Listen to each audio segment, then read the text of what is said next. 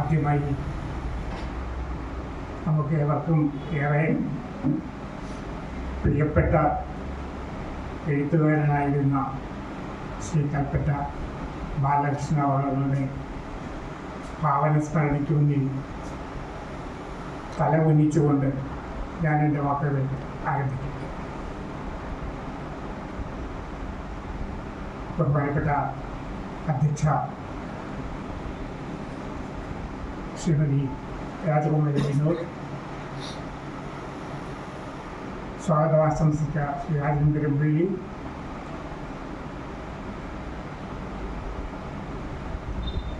ശ്രീമതി ദർശന KS, Shri IK Mohanan, അവലോകനം നടത്തുന്ന ശ്രീ അനിൽകുമാർ കോഴി,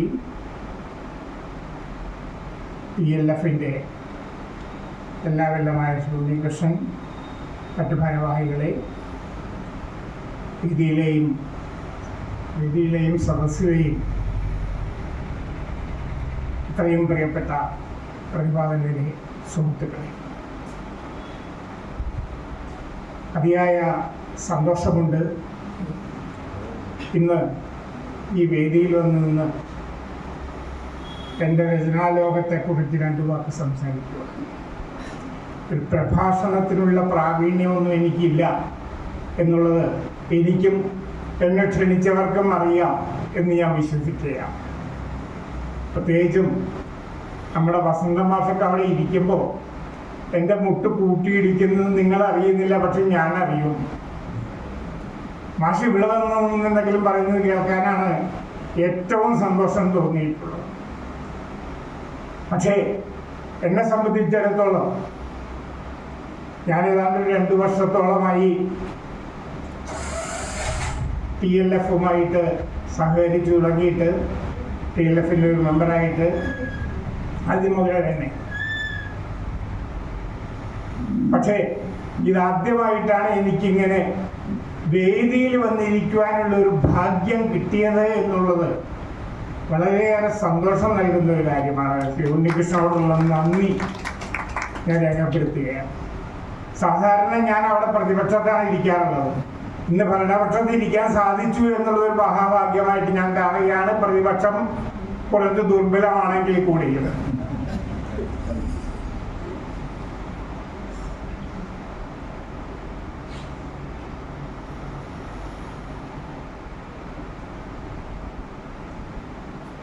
ഏതായാലും ഒരു പ്രഭാഷണമൊന്നും അല്ലെങ്കിലും ഒരു 2 വാക്ക് പറയാതിരിക്കാൻ നിവൃത്തിയില്ല. ഈ രചനാലോകം എന്ന് പറയുമ്പോൾ എഴുത്തുവഴികൾ തന്നെയാണ് അത് എന്ന് ഞാൻ വിശ്വസിക്കുന്നു. ആ എഴുത്തുവഴികളെ കുറിച്ച് പ്രതിപക്ഷത്തിരുന്നാണെങ്കിൽ കൂടിയും ഒരു പ്രാവശ്യം ഞാൻ ഇവിടെ വന്നിരുന്ന് ഒരു കവിത അവതരിപ്പിച്ചിട്ടുണ്ട്. അതിനെപ്പറ്റി 2 വാക്കുകൾ സംസാരിക്കുകയും ചെയ്തിട്ടുണ്ട്. അന്ന് വസന്ത മാഷില്ലായിരുന്നു. പക്ഷേ ഇന്ന് വസന്ത മാഷോട് ഇരിക്കുന്നത് കൊണ്ട് എനിക്ക് കുറച്ചൊരു നെർവസ്നെസ് ഫീൽ ചെയ്യുന്നു എന്നുള്ളതാണ് സത്യം. ഏതായാലും എൻ്റെ ഈ രചനാലോകത്തേക്ക് കടക്കുന്നതിന് മുൻപ് എനിക്ക് പറയാനുള്ളത് എനിക്ക് ആദ്യത്തെ ലോകത്തെ കുറിച്ചായിരുന്നു. അത് ഈ ജന്മത്തെ അല്ല ഞാൻ പറയുന്നത്, എൻ്റെ വായനാ ലോകത്തെ കുറിച്ച്. കാരണം വായനക്കാരില്ലാതെ എഴുത്തുകാരുണ്ടായിട്ട് എന്ത് കാര്യം? നമുക്ക് വേണ്ടി തന്നെ എഴുതുന്നു എന്ന് പറഞ്ഞാലും നമുക്ക് വേണ്ടി തന്നെ എഴുതിയത് കീറി കളഞ്ഞതുകൊണ്ട് എന്തെങ്കിലും ഗുണം ആർക്കെങ്കിലും കിട്ടുന്നുണ്ടോ? ആരായാലും വിരോധമില്ല. കണ്ടു കഴിഞ്ഞാൽ അതിനൊരു നിരൂപണം നടത്തിയാൽ, ഒരു അവലോകനം നടത്തിയാൽ അത് ധാരാളം മതിയാകുമെന്നുള്ളതാണ് എൻ്റെ അഭിപ്രായം. ഞാനും ഇപ്പോഴത്തെ വിനോദ്, നമ്മുടെ ഞാൻ പേര് ഇടയ്ക്കിടയ്ക്ക് മറന്നു പോകും, എന്നോട് ക്ഷമിക്കാം, രാജകുമാരി, ക്ഷമിക്കണം കേട്ടോ.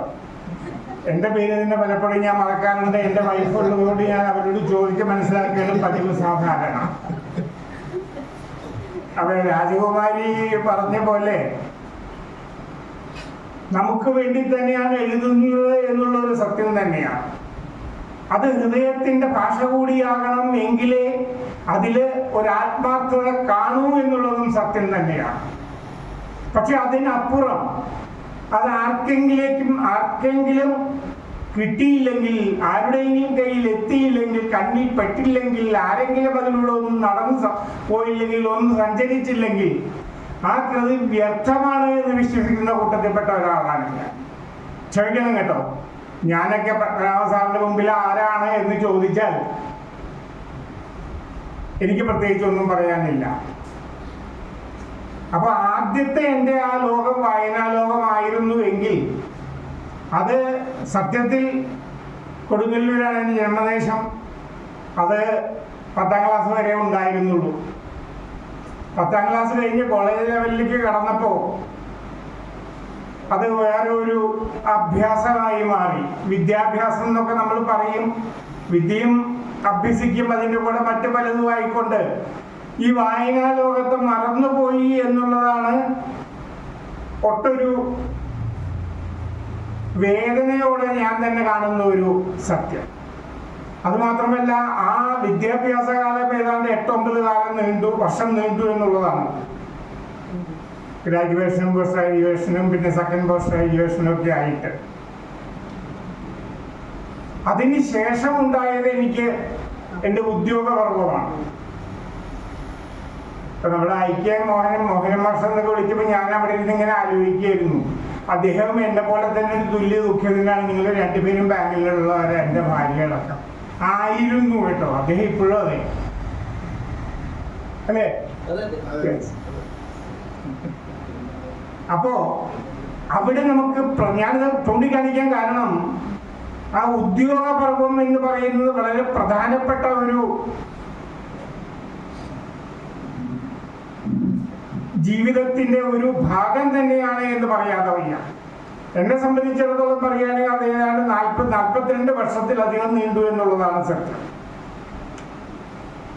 അപ്പൊ അവിടെ നമ്മൾ നമ്മുടെ ജോലിയെ ശ്രദ്ധിക്കുക എന്നുള്ളത് മാത്രം ചെയ്തതുകൊണ്ട് ഈ രചനാലോകത്തേക്ക് ഒന്ന് എത്തി നോക്കാൻ പോലും സാധിച്ചില്ല. ഞാൻ പലപ്പോഴും ബാങ്കിലുള്ള സമയത്തും എൻ്റെ സഹപ്രവർത്തകരോടും പറയേണ്ടി വരുമ്പോൾ പറയാറുണ്ട്, ഒരു കാർപ്പൻ്ററുടെയും മകൻ്റെയും കഥ നിങ്ങൾ ഒരു പക്ഷെ കേട്ട് കാണുമായിരിക്കും. നമ്മുടെ പിയാജനം ചിരിക്കുന്നുണ്ട്, ഇപ്പൊ കേട്ടിട്ടുണ്ട് എന്ന് ഞാൻ വിശ്വസിക്കുകയാണ്. കാർപ്പൻ്ററുടെ മകൻ, ചില സ്ഥലത്ത് ചെരുപ്പൂത്തിയുടെ മകൻ എന്നും പറയുന്നത് കേൾക്കുന്നുണ്ട്. കാർപ്പൻ്ററുടെ മകൻ കാർപ്പൻ്ററോട് ചോദിക്കുകയാണ്, അച്ഛനാ ഞാൻ എന്താകാനാണ് അച്ഛന് ഇഷ്ടം? അപ്പോ ആ കാർപ്പൻ്റർ പറയുകയാണ്, മോനെ നീ എന്തായാലും വിരോധമില്ല, ആകുന്നിടത്ത് നിനക്ക് ശോഭിക്കാൻ സാധിക്കണം, അതാണ് നിന്റെ വിജയം എന്ന് പറയുന്നത്. അത് എഴുത്തായാലും ബാങ്കായാലും അധ്യാപനമായാലും മറ്റെന്ത് അഭ്യാസമായാലും ശരി, അത് അങ്ങനെ ആയിരിക്കണം എന്ന് വിശ്വസിക്കുന്ന കൂട്ടത്തിൽപ്പെട്ട ഒരു വ്യക്തിയായതുകൊണ്ട് സത്യത്തിൽ എനിക്ക് ആ കാലത്ത് ഈ എഴുത്തിനെ കുറിച്ച് കാര്യമായിട്ടൊന്നും ചിന്തിക്കാൻ സാധിച്ചില്ല. അതിന് ഞാൻ തുനിഞ്ഞില്ല. അത് തെറ്റാണെങ്കിൽ കൂടിയും ഒരു കുറ്റമല്ലാതെ ഒരു തെറ്റ് മാത്രം. അപ്പോ 2009 ഞാൻ വിരമിച്ചു ബാങ്കിൽ നിന്നും 60 വയസ്സായപ്പോ. എങ്കിൽ കൂടിയും പിന്നെയും ധനകാര്യ സ്ഥാപനങ്ങളിൽ ജോലി ചെയ്തു ഏതാണ്ട് 28 വർഷത്തോളം. അതിനുശേഷം 2021-22 എൻ്റെ 72ാമത്തെ വയസ്സിലോ മറ്റോ ഞാൻ ഈ രചനാലോകത്തേക്ക് കടന്നു വരുന്നത്. അതായത് 2-3 വർഷം, അതിൽ കൂടുതലായിട്ടില്ല എന്നുള്ളതാണ് സത്യം. അപ്പോ എനിക്ക് എന്ത് അവകാശമാണ്, അധികാരമാണ് ഉള്ളത് ഇവിടെ വന്ന് നിന്ന് ഇത്ര പ്രഗത്ഭരുടെ കൂടെ? ദർശനയൊക്കെ എത്ര പുസ്തകങ്ങൾ എഴുതിയിട്ടുണ്ടെന്നാ പറഞ്ഞ്? 1 ഡസനോ? അപ്പോ അതൊരു മഹാഭാഗ്യം തന്നെയാണ്. ആ ഭാഗ്യം തന്നത് ഉണ്ണികൃഷ്ണൻ തന്നെയാണ്, സംശയമൊന്നുമില്ല ആ കാര്യത്തില്. പക്ഷെ അതിന് എനിക്ക് ഭാഗമായിട്ടുണ്ടോ എന്ന് അദ്ദേഹം ഇത്രയും കാലം പരിശോധിച്ചു. അതുകൊണ്ടാണ് ഞാൻ പ്രതിപക്ഷത്തെ ഇരുന്നത് ഇത്രയും നാള്, ഈ ഭരണപക്ഷത്തേക്ക് വരുന്നതിന് മുമ്പ്. ഞാന് ഈ അടുത്ത കാലത്ത് നമ്മുടെ ഈ സാഹിത്യ അക്കാദമി ഹാളില് നമ്മുടെ വൈലോപ്പള്ളി ഹാളിൽ വെച്ച് ഒരു പ്രോഗ്രാം നടക്കുകയുണ്ട്. എനിക്കതിന് വരാൻ സാധിച്ചില്ല, കുറച്ചൊരു അനാരോഗ്യം കാരണം എത്തിപ്പെട്ടാൻ സാധിച്ചില്ല. ഒരു പ്രമുഖ എഴുത്തുകാരൻ അദ്ദേഹത്തിന്റെ രചനാലോകത്തെ കുറിച്ച് എനിക്ക് എത്ര സമയം എടുക്കാം? ഇഷ്ടമുള്ള സമയമില്ല എനിക്ക്. പക്ഷെ ഒന്നും പറയാനില്ല, പ്രഭാഷണം അറിയാത്തത് കൊണ്ട്. അതുകൊണ്ടാണ് ഞാൻ ചോദിച്ചത്. ഇനിയിപ്പോ കുറച്ച് സമയം തരുന്ന സന്തോഷമായിട്ട് എനിക്ക് അവിടെ ഒന്ന് ഇരിക്കാമെന്ന് വിചാരിച്ചത്. ഓക്കെ, ഞാൻ ഇതിന്റെ പകുതിയെങ്കിലും എടുക്കാൻ ശ്രമിക്കാം. അപ്പോ എനിക്കവിടെ പോകാൻ സാധിച്ചില്ലെങ്കിലും എൻ്റെ ഒരു സുഹൃത്താണ് എന്നോട് പറഞ്ഞത്, അദ്ദേഹം അദ്ദേഹത്തിന്റെ രചനാലോകത്തിലേക്ക് കടന്നത് 1999 സത്യത്തിൽ ഞാൻ വല്ലാതെ അത്ഭുതം കൂറി. അദ്ദേഹം തന്നെ പറഞ്ഞു വെച്ചു ഇതിന്റെ സിൽവർ ജൂബിലി ആണ് എന്ന്, 2024.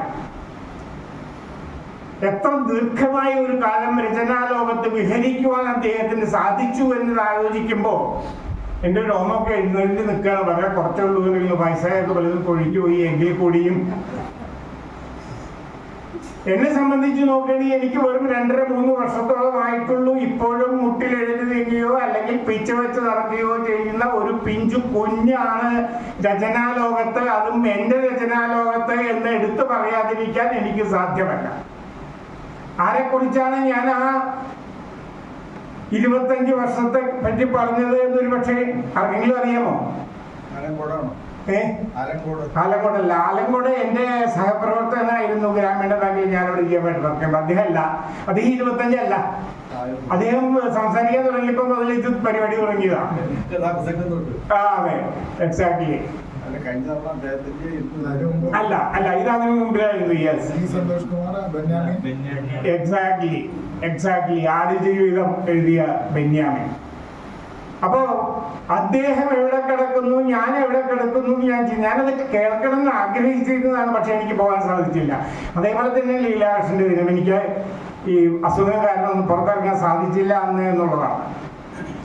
എന്തായാലും അത്രയേറെ വിസ്തൃതമായ ഒരു രചനാലോകം എനിക്കില്ലെങ്കിൽ കൂടിയും 72ാമത്തെ വയസ്സിലും ഈ രചനാലോകത്തേക്ക് കടന്നിട്ട് എന്തെങ്കിലുമൊക്കെ ഒന്ന് ചെയ്യുവാൻ ശ്രമിക്കുന്നു എന്നുള്ളത് തീർച്ചയായിട്ടും എന്നെ സംബന്ധിച്ചിടത്തോളം എൻ്റെ മനസ്സിന് സന്തോഷം നൽകുന്ന ഒരു കാര്യം തന്നെയാണ്.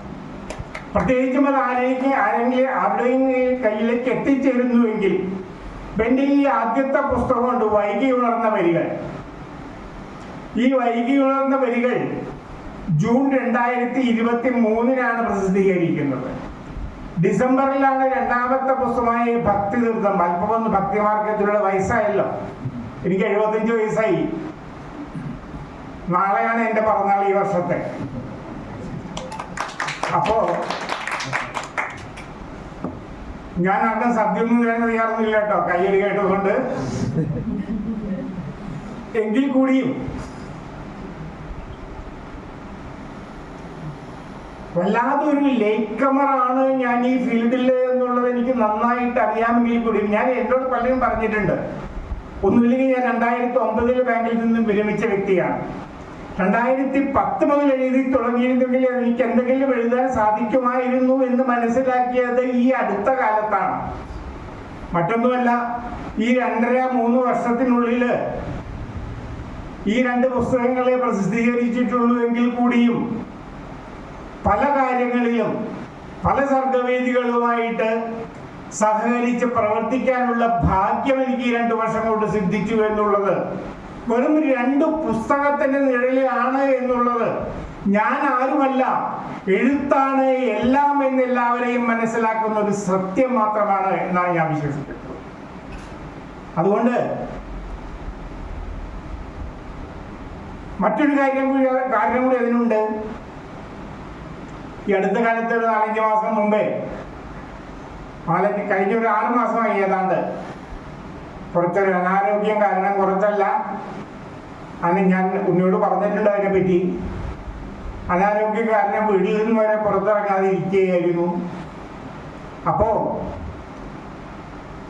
കുറച്ചൊരു ആരോഗ്യം വീണ്ടെടുത്ത് എന്തെങ്കിലും എഴുതാറായി എന്ന് തോന്നിയ ഘട്ടത്തിൽ ഞാൻ എഴുതി തുടങ്ങിയിട്ട് ഒരു ചെറുകഥാ സമാഹാരം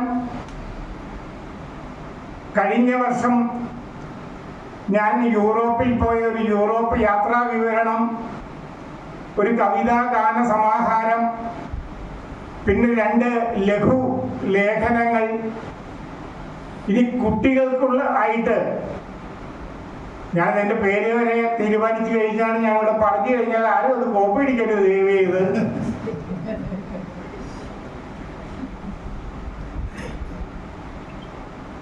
കുട്ടിയമ്മയും കെട്ടിയവനും കുട്ടികളും, അതാണ് ആ പുസ്തകത്തിന്റെ പേര്. മറ്റേ പുസ്തകത്തിന്റെ പേര് എനിക്ക് തോന്നി അംബികേഷൻ അയച്ചു കൊടുത്തിട്ടുണ്ടെന്ന് തോന്നുന്നു. ഇതായിട്ടേക്ക് അപ്പൊ ഇങ്ങനെ 5-6 പുസ്തകങ്ങൾക്ക് ഒരു 4 കംപ്ലീറ്റ് ചെയ്യാനും 2-3 തറക്കല്ലിട്ട് വെക്കാനും എനിക്ക് സാധിച്ചു എങ്കിൽ തീർച്ചയായിട്ടും അത് എൻ്റെ കഴിവല്ല, എൻ്റെ ഭാര്യയുടെ കഴിവ് കൂടിയാണ്. അതുകൂടാതെ എന്നെ പ്രോത്സാഹിപ്പിക്കുന്ന, പലപ്പോഴും ഞാൻ ഇവിടെ വന്ന് ശ്രദ്ധിച്ചിട്ടുണ്ട്, എഴുത്തുകാരെ എന്തെങ്കിലും പറയുമ്പോൾ എത്രമാത്രം ആഹ്ലാദപൂർവമായിട്ടാണ് അത് അവരെ സ്വീകരിക്കുന്നത് എന്നുള്ളത്.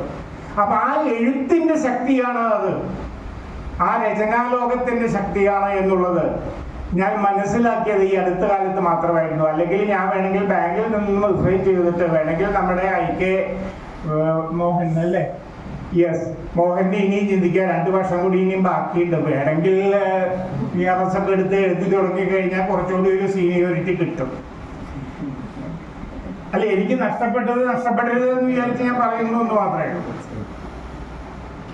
ഇനി എൻ്റെ ഈ 2-2.5 വർഷത്തെ രചനാ ലോകത്തെ കുറിച്ച് പറയുകയാണെങ്കിൽ ആദ്യമായിട്ട് ഞാൻ എഴുതിയത് ഭക്തിഗാനങ്ങളാണ്. അപ്പൊ ഭക്തിഗാനങ്ങൾ നീക്കി വെച്ചുകൊണ്ട് പണ്ട് എഴുതിയതും ഈ 2022 വരെ എഴുതിയതും ചേർത്താണ് ഞാൻ ഈ വൈകി ഉണർന്ന വരികൾ എന്ന പുസ്തകം ആദ്യം പ്രസിദ്ധീകരിച്ചത്, പ്രകാശിപ്പിച്ചത്. പ്രസിദ്ധീകരിച്ചത് HNC ആണ് ഇത് ചെയ്തിരിക്കുന്നത്. പക്ഷെ ആലങ്കോട് ലീലാകൃഷ്ണനായിരുന്നു വൈലോപ്പിള്ളി ഹോളിൽ വെച്ച് ഇതിന്റെ പ്രകാശനം നിർവഹിച്ചത്. നമുക്ക് ഏവർക്കും പ്രിയപ്പെട്ട നമ്മുടെ ജയരാജ് വാര്യരായിരുന്നു അത് ഏറ്റുവാങ്ങിയത്. ബഹുമാനപ്പെട്ട MLA ആയിരുന്നു അധ്യക്ഷം വഹിച്ചത്. അദ്ദേഹം പറയുകയുണ്ടായി, മോഹൻദാസ് ഉണ്ടായിരുന്നു, മോഹൻദാസിന് അറിയാം. അദ്ദേഹം പറയേണ്ടി ഇതില് ഈ ലേറ്റസ്റ്റ് ആയിട്ടുള്ള കാര്യങ്ങളൊന്നും വന്നിട്ടില്ല എന്ന് അദ്ദേഹം എന്നോട് സൂചിപ്പിച്ചു. ഞാൻ പറഞ്ഞു, ലേറ്റസ്റ്റ് ആയിട്ടാണ് കൊറോണ വന്നത്, പ്രളയം വന്നത്, അതൊക്കെ ഞാൻ ഇതിനകത്ത് ഇൻക്ലൂഡ് ചെയ്തിട്ടുണ്ട്. പക്ഷെ അതിനപ്പുറം എന്നെ സംബന്ധിച്ചിടത്തോളം എനിക്ക് എൻ്റെ മനസ്സിലുള്ളത് പുറത്തു കൊണ്ടുവരിക എന്ന് മാത്രമേ ഞാൻ ഉദ്ദേശിച്ചിട്ടുള്ളൂ. അതൊരു കാൽപ്പനികതയായിരിക്കാം, വെറും രചനാ സൃഷ്ടി ആയിരിക്കാം, അതിൽ പുതുമ ഉണ്ടാകണമെന്നില്ല, വെറും പഴമയായിരിക്കാം. ഞാൻ ഒരു പ്രാവശ്യം ഇവിടെ വന്നത് എൻ്റെ കവിത അവതരിപ്പിക്കാൻ ഞാൻ പറഞ്ഞിട്ടുണ്ട്, ഞാൻ I am a misfit to come and stand here because ഈ ആധുനിക രീതിയിലുള്ള യാതൊരു എഴുത്തും എനിക്ക് സാധിക്കുന്നില്ല. ഞാൻ ശ്രമിച്ചു നോക്കിയിട്ടും ഇനി അതിന് തയ്യാറുമല്ല. മനസ്സോടെ എന്ത് ശ്രമിച്ചാലും സാധിക്കില്ല. മനസ്സോടുകൂടെ ശ്രമിച്ചാലേ സാധിക്കൂ. മനസ്സിലാക്കുകയല്ല ആവശ്യം, മനസ്സിൽ ആക്കുകയാണ്.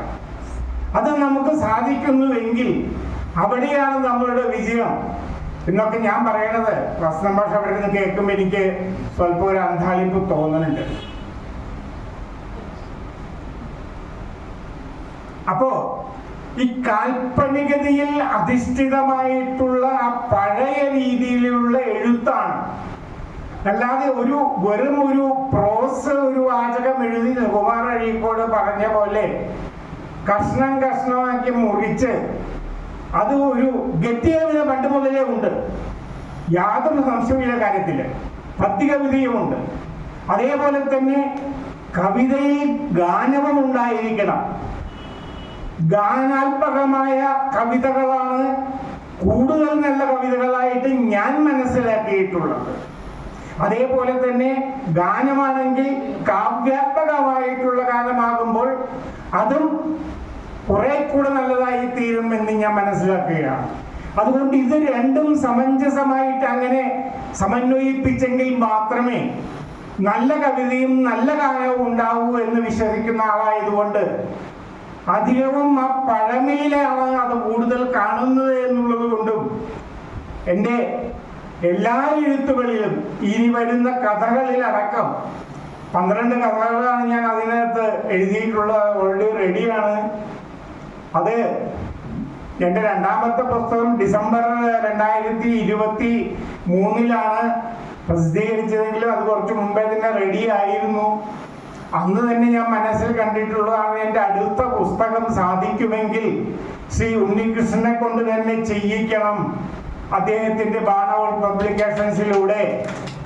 അതും മറ്റൊരു പുസ്തകവും കൂടി ഇതേ ഹോളിൽ വെച്ച് തന്നെ സാധിക്കുമെങ്കിൽ നമ്മുടെ വസന്തൻ മാഷിന്റെ എല്ലാം സാന്നിധ്യത്തിൽ അദ്ദേഹത്തിന്റെ കൈകളോട് പ്രകാശനം ചെയ്യിപ്പിക്കണം എന്നുള്ളത് അത്യാഭിലാഷമല്ല, ഒരു അഭിലാഷം മാത്രമാണ്.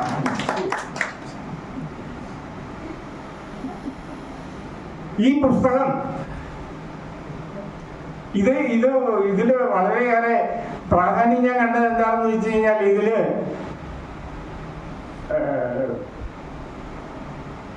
ഞാൻ എൻ്റെ ആദ്യത്തെ ഒരു 5-6 വരികൾ എഴുതിയത് ഞാൻ ഓർക്കുകയാണ്. 6ാം ക്ലാസ്സിൽ പഠിക്കുമ്പോഴായിരുന്നു. അത് ഞാൻ ആദ്യമായിട്ട് കാണിച്ച ഒരാളെ കാണിച്ചിട്ടുള്ളൂ. അത് 6ാം ക്ലാസ് വരെ പഠിച്ചിട്ടുള്ള എൻ്റെ അമ്മയെ ആയിരുന്നു. അതെവിടെ പോയി ഇപ്പം എനിക്കറിയില്ല. ഇതിൽ അതേപോലെ തന്നെ 2 ആറുകളാണുള്ളത്, 3 ആറല്ല, 2 ആറുകൾ, 6 66 ഐറ്റംസാണ് ഇതിനകത്തുള്ളത്. ഞാൻ ജനിച്ചത് ഒരു 6-ാം തീയതി തന്നെയാണ്. അതും ഒരു 6ന്റെ മൾട്ടിപ്ലിക്കേഷനുള്ള മാസത്തില് 12.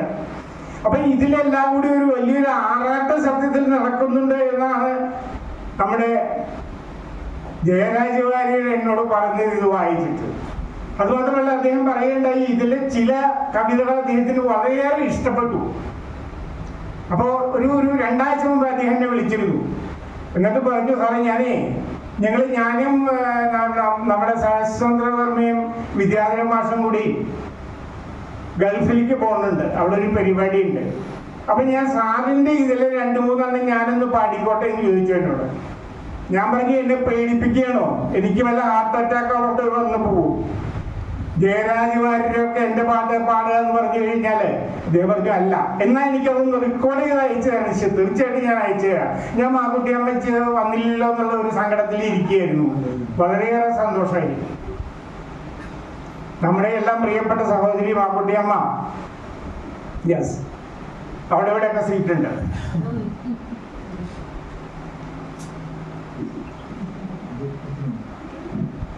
അപ്പൊ ഞാൻ പറഞ്ഞു വന്നത് എന്താണെന്ന് മറന്നുപോയി. ഈ പുസ്തകത്തിനെ പറ്റിയാണ്. ഇത് സത്യത്തില് ഞാൻ പലരിലേക്കും എത്തിപ്പെടാനായിട്ടുള്ള ഒരു വഴി തുറക്കണം എന്നുള്ള ആഗ്രഹം മനസ്സിൽ വെച്ചുകൊണ്ടാണ് ഞാൻ HNC ഏൽപ്പിച്ചത്. HNCയുടെ പുസ്തകോത്സവം അരമണിക്കൂറായ പറയണം കേട്ടോ, അരമണിക്കൂറായ പറയാം. എല്ലാ വർഷവും നമ്മുടെ പാറമേക്ക വാക്യശാല കൊണ്ട് നടക്കാനുണ്ട്.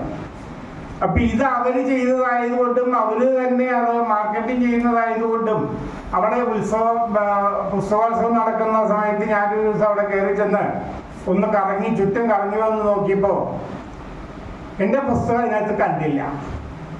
അപ്പൊ ഞാൻ തിരിച്ച് കൗണ്ടറിൽ വന്ന് അവിടെ നിൽക്കുന്ന ഒരു ഓഫീസറിനോട് ചോദിച്ചു, ഒരു AP നാരായണൻകുട്ടിയുടെ വൈകി ഉണർന്ന വരികൾ അതിവിടെ അവൈലബിൾ ആണോ എന്ന് ചോദിച്ചു.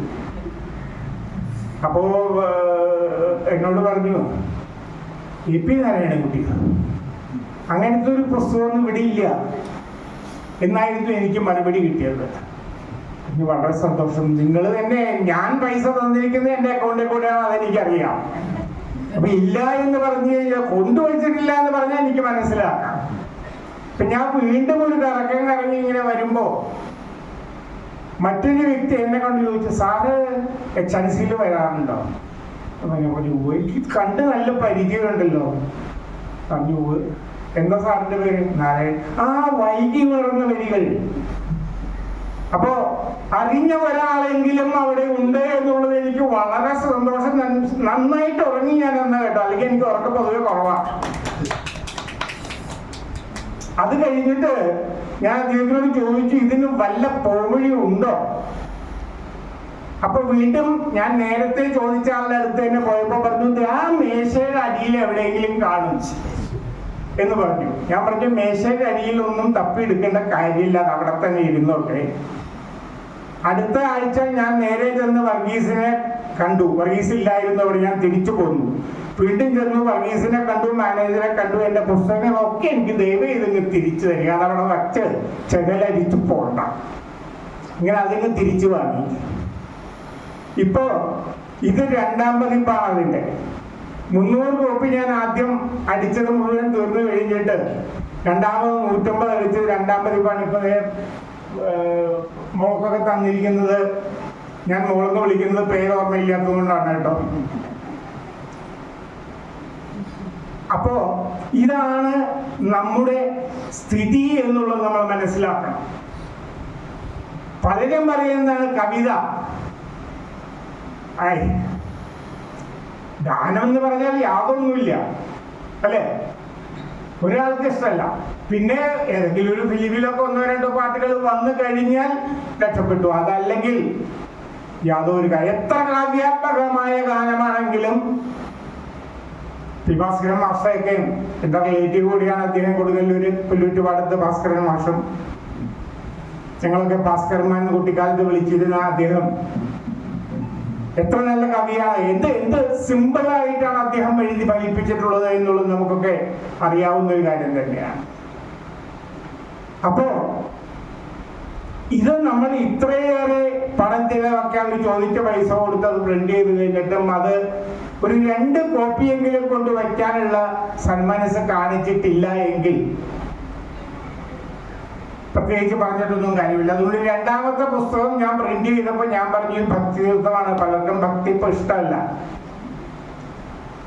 ഞാൻ ചില ഗ്രൂപ്പുകളിൽ ഇതിൽ 1-2 ഞാനൊരു 24 ഭക്തിഗാനങ്ങൾ ഇതിലുള്ളത് അത് കൊണ്ടുവരാൻ മറന്നുപോയി. കൊണ്ടുവരണമെന്ന് വിചാരിച്ചതാണ്. നിങ്ങൾക്ക് ആർക്കെങ്കിലും ഒക്കെ ഒരു 4-5 എണ്ണം തരാൻ വേണ്ടി.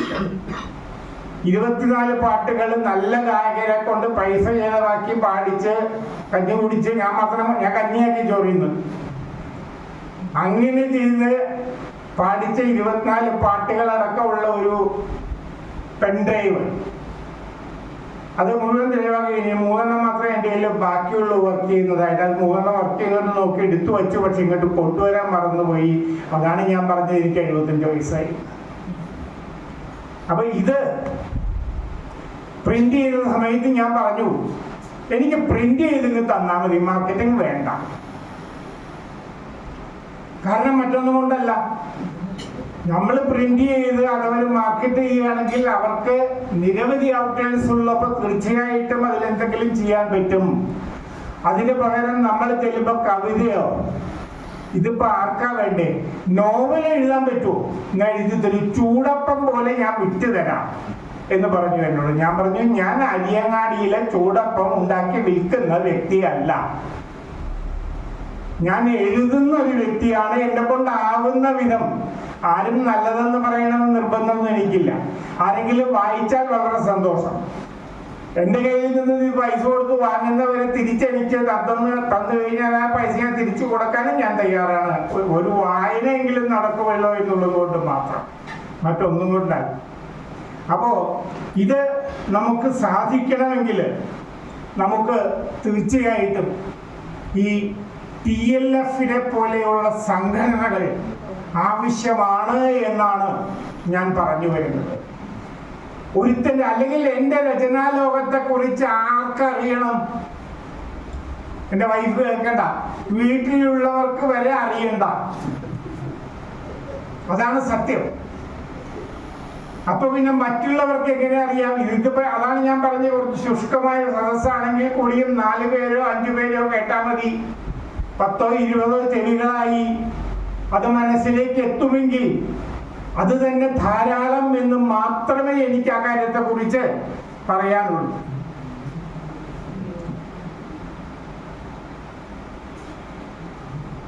ഇനി ഞാൻ നിർത്തുന്നതിന് മുമ്പ് എൻ്റെ ഈ പുസ്തകം ഞാൻ മാറ്റിവെക്കുകയാണ്, ഭക്തിതീർത്ഥം. കാരണം അത് ഹിന്ദു ഭക്തിഗാനങ്ങൾ മാത്രം ഉൾക്കൊള്ളുന്നതായതുകൊണ്ട് ഞാനത് മാറ്റി നിർത്തുകയാണ്. പകരം ഈ വൈകി ഉണർന്ന വരികൾ എടുത്തു കഴിഞ്ഞാൽ അതിൽ എല്ലാ വിധത്തിലുള്ള, ഞാനത് ഇതിനകത്ത് വളരെ ക്ലിയർ ആയിട്ട് പറയുകയും ചെയ്തിട്ടുണ്ട്.